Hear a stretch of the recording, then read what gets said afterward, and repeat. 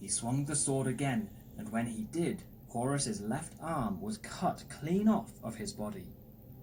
Horus released Set and screamed to the heavens. Set wanted to kill him then and there, but was too wounded from being choked to continue his assault right away. He took a brief interlude to regain his wits, and then swung the sword at Horus again. Horus was severely wounded, but was still a mighty god. Even while missing an arm and racked with immobilizing pain, he managed to kick his nemesis in the gut before Set could deliver the killing blow. When Set fell back, the sword dropped away from his hand.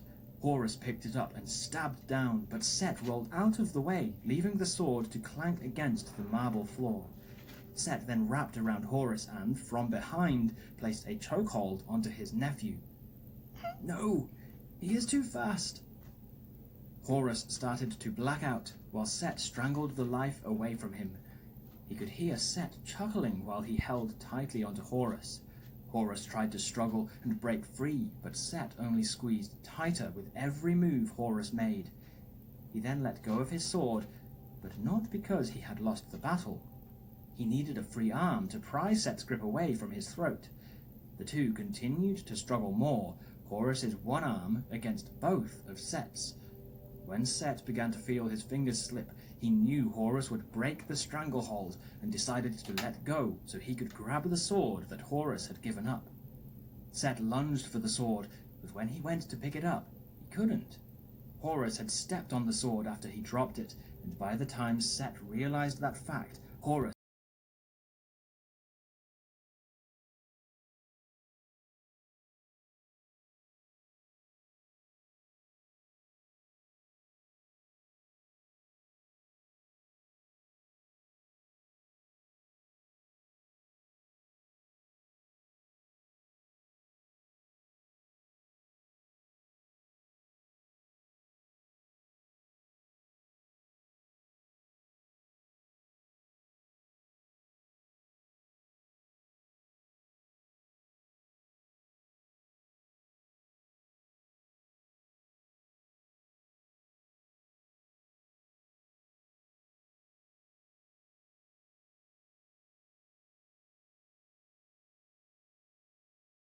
to continue challenging the other.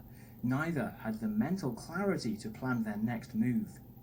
Both were spent, but the fight between them and the struggle between the light and the dark outside of the palace could not end until one had emerged as the undisputed winner.